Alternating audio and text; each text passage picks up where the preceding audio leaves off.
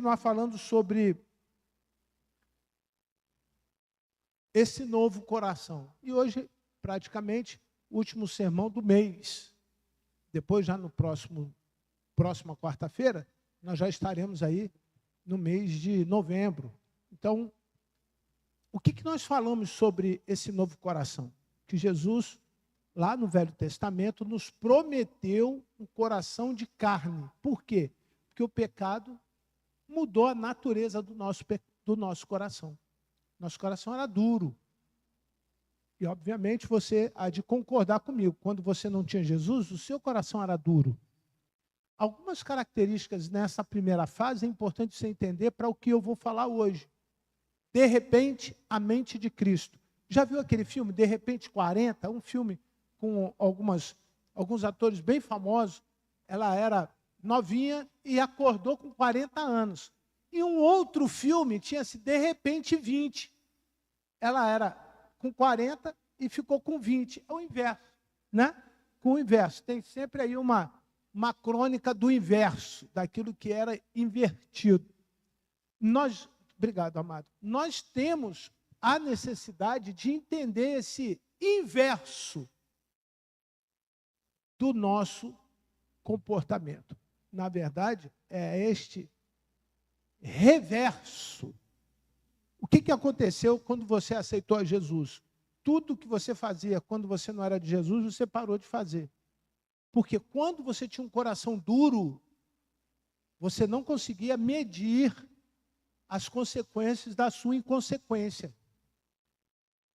Você não conseguia olhar para as suas atitudes e falar assim, o resultado dessa atitude é isso aqui e eu vou pagar para ver.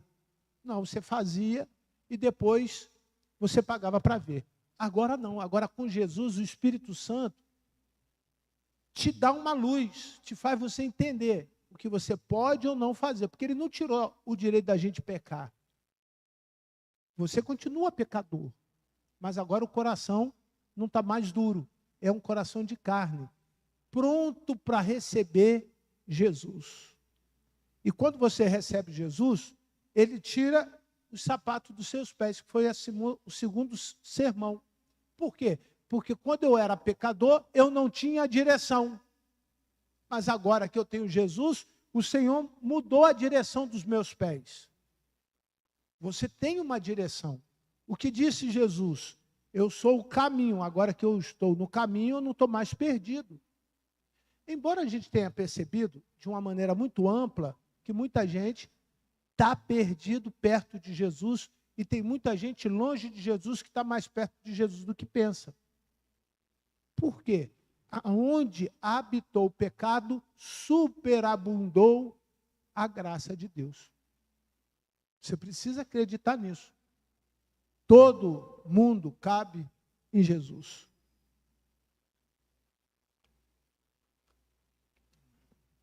Então ele trocou meu coração, trocou a direção dos meus pés e também trocou o quê? As minhas vestes, que foi a terceira parte do meu sermão. Ele troca as suas vestes por quê? Porque agora você tem uma identidade. E eu lembro que eu fiz referência a isso. Porque agora quando as pessoas olham para você, elas precisam ver Jesus em você. É muito comum a gente estar acostumado com Jesus. E embora estejamos acostumados com Jesus, nem sempre estamos fazendo o que Jesus quer. Nem sempre conseguimos, com a vida que Ele nos prometeu, fazer e obedecer a Ele. Então, as vestes santa é um desafio da vida cristã. Santidade é um desafio da vida cristã. Todo dia, eu, pecador, tenho o direito de acertar. Mas também eu posso errar. Então ele trocou o coração, trocou o sapato, porque agora eu preciso de uma nova direção, trocou a roupa. Parece que está tudo pronto. Não. Essa é a hora de nós entendermos que ele também tem que mudar a tua maneira de pensar. Que adianta ele trocar o coração, mudar a direção, te dar uma roupa nova e você continuar pensando como pensava. Vai algum homem a algum lugar, mesmo que tenha sapatos novos, roupa bonita, uma nova feição, se ele tiver comportamento velho, do homem velho, qual é a principal característica do homem velho? Ele é um pecador e continua pecando. Ele não quer abandonar o pecado. Ele não quer largar as coisas que não agradam a Deus. Tem algum sentido? Um coração novo, um sapato novo, uma roupa nova e a mente velha? Claro que não. Por isso que Jesus falou que você precisa morrer para o mundo e viver para Cristo. Algumas pessoas vão falar, isso é batismo, e eu já me batizei. Mas aqui nós estamos falando de coisas espirituais. A mente é o lugar onde entra o Espírito. E se entra o Espírito, eu preciso que agora esse Espírito que me domina seja o Espírito Santo, o Espírito de Deus. Como ele disse, o Espírito de Deus está sobre mim e me deu capacidade para pregar as boas novas e anunciar o ano aceitável do Senhor, a proclamar os cativos. E aí ele continua dizendo o seguinte, olha, o quanto é importante você que já recebeu Jesus no coração, mudou a direção, tem uma identidade, mudar a forma de pensar. Você precisa parar de pensar do jeito que você pensa. Pastor, me ajuda, porque eu não sei como é que Jesus pensa. Eu, então, tenho 4 características de Jesus que eu podia dar 40, mas eu separei 4. Bondade, e aqui está associada a fazer coisas boas para as pessoas. Caridade, acho que a melhor palavra é essa. Caridade. Humildade, mansidão, e agora, não fiquem pasmos com o que eu vou falar, santidade. Você precisa fazer boas obras, porque o amor a Deus sobre todas as coisas está relacionado ao que você faz ao próximo. Bondade. Você precisa saber que ele não precisa saber que foi você que fez. Lembra? Se tua mão direita der, não faça com que nem a esquerda saiba. Eu ajudei esse mês o irmão tal. O irmão estava passando fome, eu levei lá a marmita para ele. Precisa. Esse irmão, o irmão fulano precisava de um cobertor novo. Eu tinha 2 lá em casa. Eu peguei aquele velhinho todo enroladinho e dei para ele. Não precisa. E aí você constrói uma nova forma de pensar. Essa nova forma de pensar vem dessas principais características. Você precisa exercer a bondade, com humildade, com mansidão, como é comum. Nós vemos pessoas tomando atitudes de uma maneira que não é a forma como Jesus toma. Não há nenhuma identidade entre você e ele. Mansidão. Mansidão é misericórdia, é longanimidade, é estar expressando o sentimento de amor. Por mais que Jesus estivesse certo em tudo que ele fez na terra, ele nunca falou, eu estou certo, você está errado. Por mais que Jesus tivesse a capacidade de ter tudo, ele não tinha tudo, porque ele sabia que ter alguma coisa tinha um preço. A Bíblia não fala. A Bíblia não fala. Mas eu acho que Jesus só tinha uma roupa. Eu acho que só tinha uma sandália. Não precisava mais do que isso. Não tinha um endereço fixo. Você não vê em nenhum lugar na Bíblia Jesus falando, ele mora na rua Catumbi, número 89, casa 1. Não tem. Dá a referência de onde ele nasce. E depois, aos 30 anos, ele não para. Me diz aí, qual era o endereço fixo de Jesus? Na Galiléia? Na Judéia? Em Samaria? Em Belém? Em Roma? Na Acácia? Na Ásia Menor? Aonde Jesus tinha endereço? No coração e na mente dos seus seguidores. Era essa a grande alegria de Jesus. Jesus parava, encostava um, encostava outro. Quando ele via, tinha uma montoeira de gente. Passava 1 hora, primeira multiplicação dos pães. Passava 2 horas, 3 horas, 6 horas, 10 horas. Já ia anoitecer. Já estava muito tarde. Os discípulos chegam perto de Jesus e falam assim, ó, é melhor você mandá-los embora para casa, porque eles vão andar muito até chegar em casa. E alguns desses já estão nos seguindo há alguns dias. Estão morrendo de fome. Jesus falou, e o que eu tenho a ver com isso? Isso é um problema de vocês. E Jesus falou assim e disse mais para eles, ó, é um problema de vocês e dai-lhe voz de comer. Vocês não estão me seguindo? Vocês não querem a mente que eu tenho? Eu sei que eles estão com problema, mas esse problema, você pode fazer alguma coisa. E André se aproxima de Jesus e diz, olha, nós temos apenas alguns pães e alguns peixinhos. Jesus falou, é o suficiente. Aleluia. É o suficiente porque eu creio que eu dando graças, preste atenção na regra espiritual.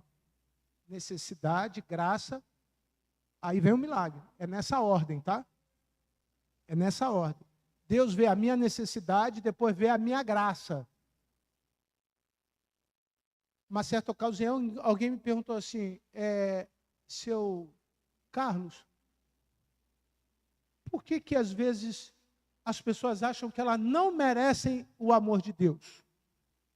E eu disse para ela, elas não sabem o que é a graça de Deus. Porque a graça é o favor que eu não mereço. Graça é isso. Eu não preciso fazer alguma coisa para ele se sentir obrigado a fazer alguma coisa. Não, a graça é o favor que eu não fiz nada para merecer, eu não mereço. Embora algumas vezes você vê alguém falando assim, estou melhor do que eu mereço, eu não acho que ninguém está melhor do que merece.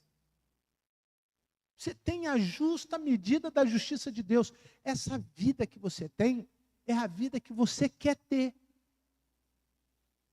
Se boa, louvado seja o Senhor. Se for ruim, o problema é teu. E Jesus disse isso a ponto dos discípulos falarem, e agora o que a gente faz? Ele parte o pão, ora para o Senhor e fala o que para os discípulos? Já fiz a minha parte, agora faça a tua. Pega o pão e distribui para a multidão. A palavra de Deus diz, queridos irmãos, que os discípulos deram os pães para os que estavam sentados, para os que estavam distantes, e ainda sobraram 12 barricas, 12 cestos de pão. Porque não era um problema de Deus. O que aquelas pessoas estavam querendo de Jesus, não era o que Jesus queria dar para elas. Elas queriam o pão de Jesus, mas não queriam o pão da vida. Elas queriam comer do pão, mas não queriam pagar o preço por isso. Pode ser que você esteja pensando o que isso tem a ver com a minha mente. Algumas vezes, nós nos encontramos aqui porque temos alguma necessidade. E sabemos que Deus aqui pode fazer alguma coisa por mim. Mas eu vim aqui só por isso. Eu vim aqui só porque me faltava pão. Eu vim aqui só porque me faltava alegria. Eu vim aqui só porque me faltava remédio na minha casa. Eu vim aqui porque me faltava o trabalho, me faltava alguma coisa. Eu não vim aqui por causa de Jesus. Jesus queria mostrar que tem problema que é seu e vai continuar sendo seu. E no momento em que você tiver a mente de Cristo, você vai entender que o mínimo da tua felicidade, da tua fé, o mínimo da tua graça, a tua graça é o mínimo, é o suficiente para agradar o coração de Deus e Deus derramar sobre a tua vida as mais ricas bênçãos dos céus. Naquele dia, a multidão foi alimentada, todos saíram dali certos que Jesus era o Senhor. Quem sabe essa noite, seguindo o exemplo do que ocorreu naquele momento, naquele dia, você mude a sua forma de pensar. Você deve estar aqui com o coração cheio de necessidade, cheio de coisas querendo do Senhor. Mas talvez Deus queira te fazer expressar teu sentimento do quanto que você depende do Senhor. Se apresente a Ele com uma mente diferente. Se as demais coisas não forem acrescentadas, a palavra de Deus é mentirosa. Porque ela diz assim: buscar em primeiro lugar o reino de Deus e a sua justiça. Completem, por favor. E as demais coisas são acrescentadas. Se a palavra de Deus for mentirosa, eu também vou dizer um versículo para você que você vai dizer para mim: realmente isso tem tudo a ver com a forma que eu penso. O Senhor é o meu pastor. Se eu não penso num Deus que me guarda, que me guia, que me dá segurança, que me protege, que me faz ter recompensa porque Ele é meu Senhor, por que Ele é meu Senhor? Por que eu vou servir um Senhor que só quer que eu faça coisa para Ele? Então não chegue aqui, diante de Deus, considerando um modelo de Deus, como se você trouxesse o seu problema e Deus está aqui para trazer uma solução. Deus já trouxe a solução, e essa solução está no seu coração por intermédio de Jesus. Ele já mudou os seus passos, já lhe deu vestes novas, e Ele precisa todos os dias mudar a sua maneira de pensar. Alguém acha que depois que eu aceitei Jesus, meus problemas acabaram? Quantos acham que os problemas do pastor acabou? Levante a mão, por favor.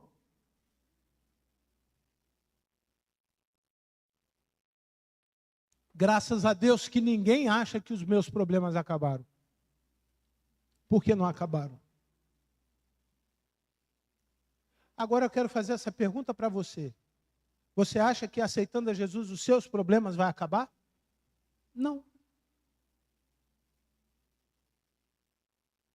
Na década de 80, uma igreja no Brasil cresceu muito com uma frase que foi dita assim: pare de sofrer. E ela cresceu muito com esta frase. Vi nos muros pintados, vi nas igrejas, vi nas faixas, vi em anúncios, vi em propagandas, vi em cartazes. Pare de sofrer. E venderam para a sociedade brasileira que a igreja é o lugar onde as pessoas entram e elas param de ter sofrimento, problema. Não é verdade. Ensinaram que você na igreja não tem problema, não pode ficar doente, não pode ter falta de trabalho, não pode ter problema na tua casa, nada disso, tristeza, depressão, angústia, que coisa absurda. E olha que eu não estou considerando aquilo que o diabo tem autorização de Deus para lançar na tua vida. Jó, capítulo 1, foi Jó alvo de 41 versículos, 41 capítulos de um livro de só coisa ruim.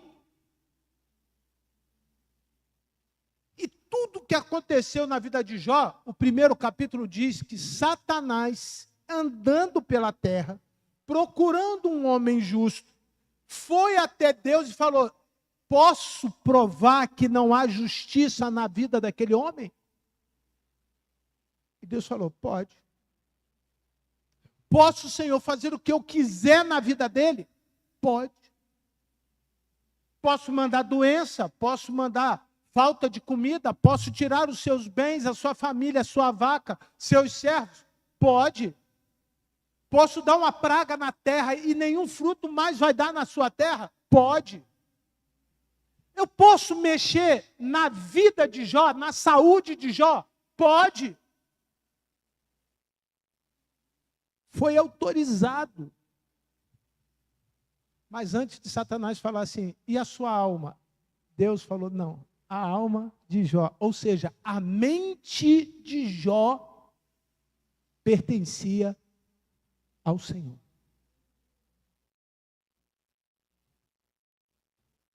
Quando a tua mente pertence ao Senhor, o primeiro a ser derrotado, aleluia, é o Espírito Santo. que te dá prova disso. O primeiro a ser derrotado é o diabo. Por quê? Porque alguém na rua passa para você e diz assim: olha, eu tenho um recado para te dar. Estão de mal olhado com você. Tem mal olhado para quem tem Jesus? Tem mal olhado? Olho gordo para quem tem Jesus no coração? Está com olho gordo no Pedrinho. É isso? Tem mal olhado? Encosto na vida do irmão Iago. Tem encosto na vida do Iago? Tem encosto? Irmãos, maldição do meu pai que passou do meu avô, que passou do meu bisavô, que chegou na minha casa. Tem maldição hereditária? Tem, irmãos? Tem, queridos? Pelo menos eu acho que vocês estão entendendo os temas que eu estou usando, né? Falaram para você que na sexta-feira 13 do mês passado fizeram um trabalho de macumba no centro da Mãe Joana para destruir a tua vida. Pega. Pega. Pega, queridos. Pega. Não, porque Jesus está na minha mente. Se pegar, é porque Jesus não está lá.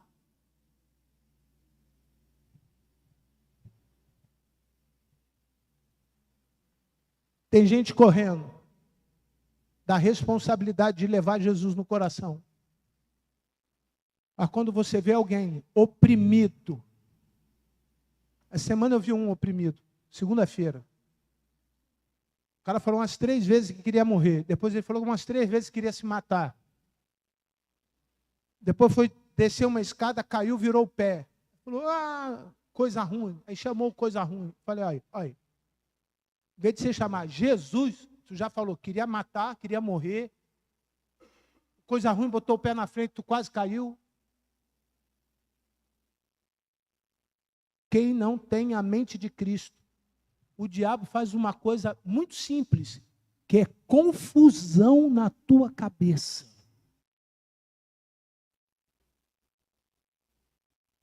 Eu já tive o desprazer de fazer a visita a um crente que carregava a Bíblia, frequentava, dava dízimo. Mas quando eu cheguei, eu tirei o sapato e ela empurrou a porta. Quando ela empurrou a porta, atrás tinha um galinho de arruda, um copo com sal. E eu perguntei à pessoa, por que você tem isso? É para tirar o mal olhado, pastor. Crente precisa de amuleto? Precisa de amuleto para tirar mal olhado? Vou arrumar um pedacinho de pau, vou ungir com esse óleo que é do Senhor e vou te vender amuleto da sorte. Pastor, por que isso? Porque muita gente crê nessas coisas. Crê em coisas espirituais que elas não elas existem. Alguém está falando que essas coisas não existem? Alguém? Alguém ouviu falar que o pastor falou que o diabo não existe? Que ele não se veste de anjo? Que ele não leva alguém até a morte? Que ele não enforça alguém ao suicídio?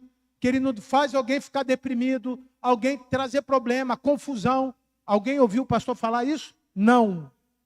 O que eu estou dizendo é que se você tem a mente de Cristo, o teu coração é de Jesus, os seus pés já foram transformados, sua roupa já está em Cristo Jesus, nada pode te separar do amor de Cristo. Nada pode me separar da graça do Senhor Jesus Cristo.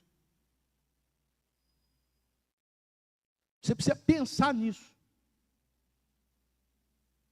Nisso você deve pensar. Interessante que a gente gasta tanto tempo pensando em coisa que não presta, né? Em problemas que não têm solução. Em coisas que não edificam. Paulo fala. Paulo viu uma igreja que tinha 4 tipos de pecado. Primeiro, imoralidade. Segundo, briga, confusão, discórdia. Paulo meteu o sarrafo, brigou constantemente com a igreja, porque havia divisão na igreja. 1 Coríntios, 2 Coríntios, Tito, 1 Timóteo, 2 Timóteo, Filemão, Judas, que já tinha 14 versículos, livro pequenininho, está lá falando sobre divisão na igreja. Você já leu? Carta de Romanos. Um falava a língua, o outro não falava. Chegou Paulo, aí o cara perguntou, vem cá, quem que vai para o céu? Os que falam língua estão sentados do lado de cá. Os que não falam estão do lado de cá. Ele falou, eu não sei. Os que falam, falam para a sua própria edificação, que façam isso. Os que não falam, não deixam de ser servos. Pedro levanta a mão e pergunta, tudo bem, mas se eu incircunciso, você que veio de Roma, com todos aqueles hábitos e costumes, então me diga, e os que comem carne e os que não comem carne? A Bíblia diz que os dois quase saíram no pau, na mão. Pedro e Paulo. Pedro, cheio do Espírito, e Paulo, cheio do Espírito, quase brigaram. Porque um queria comer carne e o outro não queria comer carne. Aí Paulo, para lá. Se você come carne, que coma para santificação. E o que não come, come também. Não coma para santificação. Para de brigar. Para de brigar. Na igreja não é lugar para brigar. Não tem tempo para a igreja ficar brigando. Tem uma opção de gente morrendo sem Jesus. Terceiro pecado que Paulo condenou, além da imoralidade, divisão na igreja. Me perdoe os santos. Falsa santidade. Pessoas que se achavam o máximo. Quando Paulo olha lá em 1 Coríntios, fala assim, vocês querem então serem espirituais? Amem uns aos outros. Ame. O que adianta falar a língua dos homens e dos anjos? Você sabe que está em 1 Coríntios capítulo 13. Se não for o amor, nada disso, o que acontece? Serve para nada. Pessoas que já estavam ali com costume preso, achavam que eram melhores do que as outras. E por último, Paulo condenou idolatria. E ele disse, olha, isso é tão ruim quanto aqueles que não estão aqui. Então lembrem, imoralidade, divisão dentro da igreja, falsa santidade e o quê? Idolatria. Vocês podem repetir? Porque eu tenho certeza que a grande maioria aqui pode ficar preocupado. Amanhã, será que eu tenho que fazer o quê? Pensa nisso. Qual o grande problema que Paulo condenou na Bíblia, desde os primeiros versículos até o último, no livro de Apocalipse, o próprio livro de João fala de igrejas que têm esse problema? Qual o primeiro? Qual o primeiro? Primeiro, falem, por favor, se souberem, é claro. Primeira coisa, preste atenção. Se não prestar atenção, não aprende. Se não aprender, o diabo vai tocar na tua vida. Assim como fez com Jó. Aí é uma escolha sua. A proposta da igreja é ensinar você a ter uma mente de Cristo. Então presta atenção. Se vale a pena a informação, guarda no coração. Se não vale a pena no coração, você não guarda no coração. A primeira coisa que Paulo condenou da igreja, a imoralidade. Ele fala em 1 Coríntios, em Romanos, em Efésios, ele fala em quase todas as suas cartas sobre qual o primeiro problema? Imoralidade. Qual o segundo problema? Segundo problema, que a gente tem que estar atento. Depois da imoralidade. Por favor, irmãos, repitam. Divisão na igreja. Divisão na igreja. No Velho Testamento é considerado rebeldia. E rebeldia no Velho Testamento era considerado feitiçaria. Sabe qual era a condenação para quem faz divisão na igreja? Fogueira. Como nós estamos no Novo Testamento, fogueira é sinônimo de quê? Pedrinho. Divisão na igreja significa o quê? Inferno.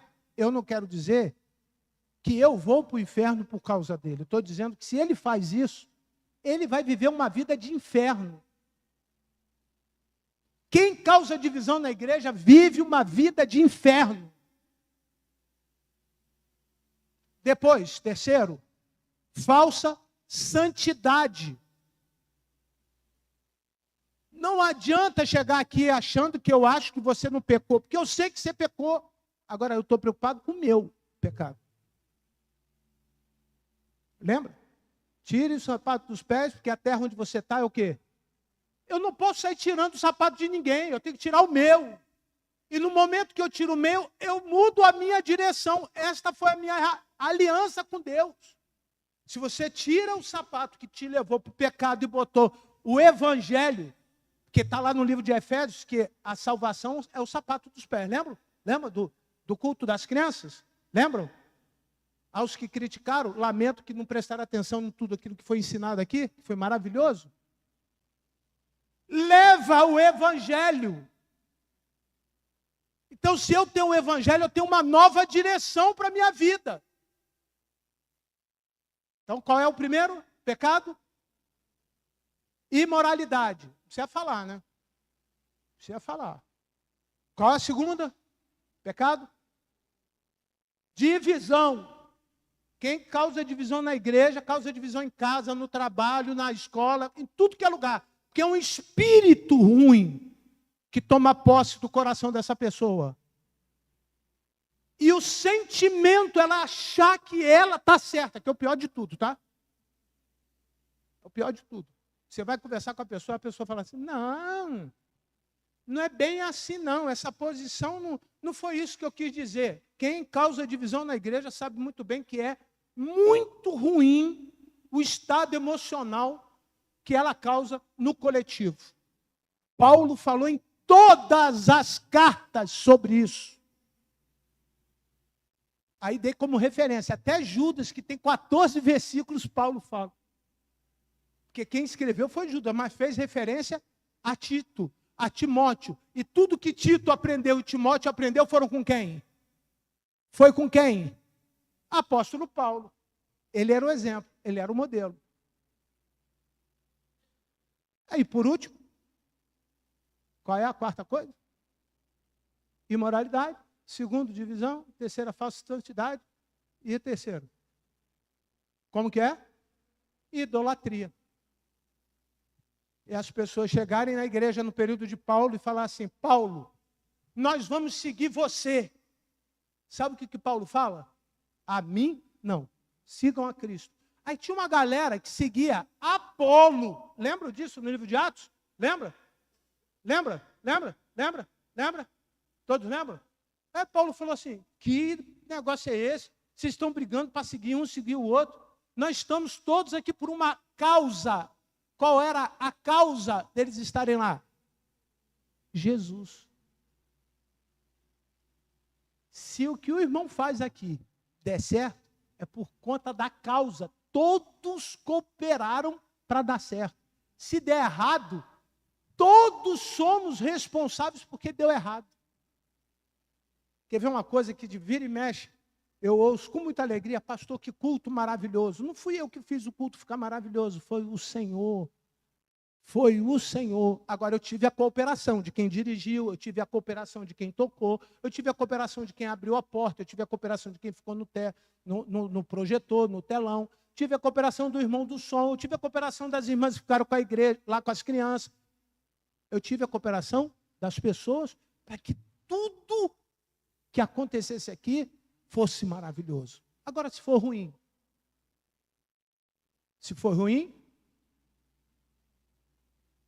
isso que é idolatria, irmãos. Quando é ruim, eu arrumo alguém para ser culpado. Eu não digo que fui eu que não fiz, eu não digo que não fui eu que não dei o meu melhor, eu não digo que fui eu que não coloquei a minha vida naquilo que eu estava fazendo. Por que vocês acham que idolatria é só ficar diante de uma igreja cheia de santo pendurada no céu? E são lindos. Se você não teve oportunidade ainda de entrar na igreja Salete, eu já tive.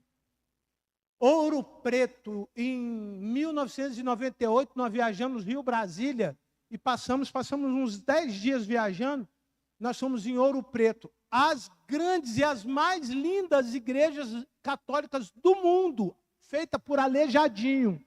Lindo, lugares lindos. Mas não tinha significado nenhum para mim. Porque para mim,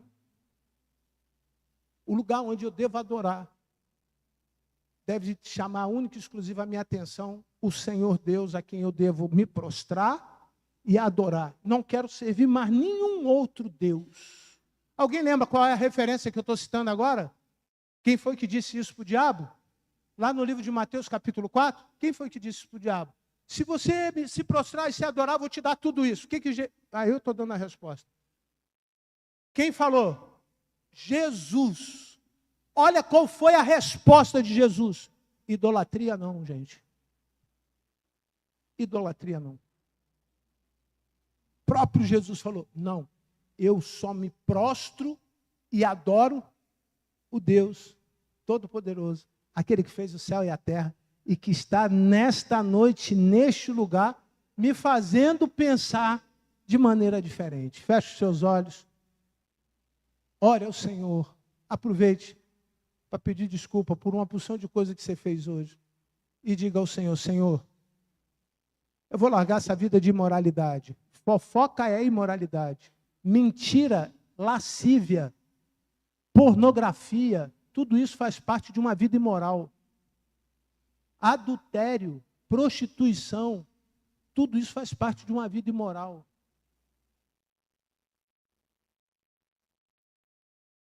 Senhor, eu não quero viver uma vida de falsa santidade. Eu quero ser o que eu sou. E se tiver que consertar, o Senhor me conserte. Senhor, não quero ser motivo de mau testemunho para o Senhor na terra. Senhor, eu não quero causar divisão em lugar nenhum. Nem na minha casa, nem com meus amigos, nem na minha igreja, em lugar nenhum. Eu quero ser um pacificador. Aonde tiver briga, eu vou juntar e vou fazer com que haja união. Unidade. Eu vou promover aonde tem gente diferente, que eles se sintam iguais, motivados a andarem juntos. Separar, não. Isso não é obra para minhas mãos e nem para eu ficar pensando nisso. Senhor, eu quero me parecer com o Senhor. E sabe qual é o resultado? É um crente mais forte, mais resistente aos dias maus. Um crente com autoridade espiritual. Um crente com saúde mental. Um crente aonde sabe que o Senhor está com ele, tudo que ele precisar, Deus vai fazer antes de você pedir. Antes de você falar, antes de você clamar, antes de você ver a sua necessidade, o Senhor é o teu pastor e nada vai te faltar.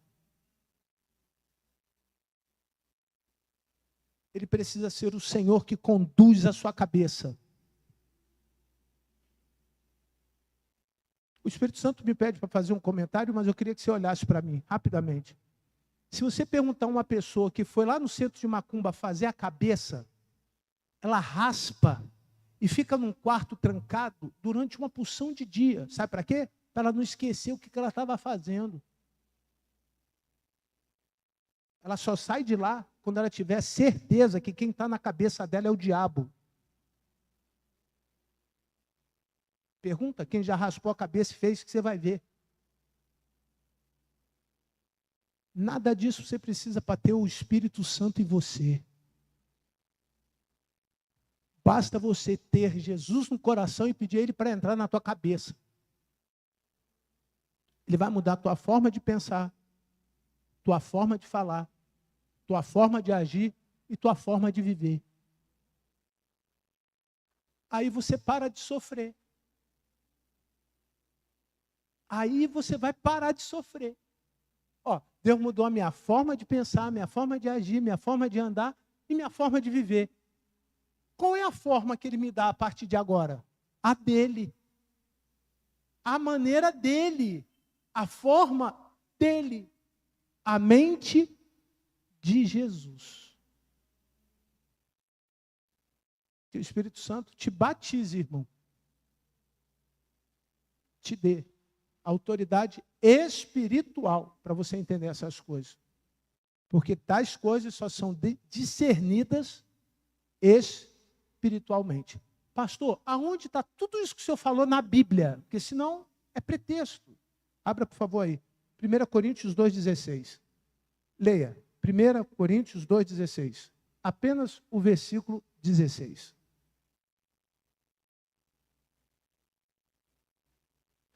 Quem acha que eu não tenho razão no que eu falei? Discute com aquele que escreveu isso aí.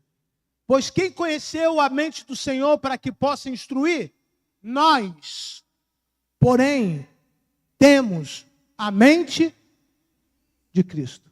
Deus abençoe abundantemente a sua vida e que todos esses espíritos malignos que foram aqui repreendidos em nome de Jesus, espírito de moralidade, de divisão, espírito de tudo que você sabe que não é bom, possa o Senhor Deus contribuir para que você saia daqui cheio do Espírito Santo e revestido da graça do Senhor Jesus Cristo.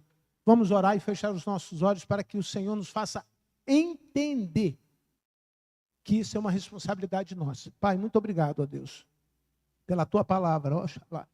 Que o Senhor possa dimensionar no coração, dar uma dimensão maior do que eu pude dizer a eles. Porque o nosso caráter é formado por uma obediência incondicional à Tua palavra. E que o Espírito Santo habite em nós através de tudo aquilo que nós ouvimos essa noite. E que o conhecimento da Tua palavra possa contribuir para a sabedoria que tanto precisamos nessa vida para viver. Que a graça, a paz, o amor de Cristo, o nosso Senhor e Salvador, a comunhão e a consolação do Teu Santo Espírito se façam presentes neste lugar hoje, para todos sempre. Toda a igreja diga que Deus abençoe você. Tem louvor.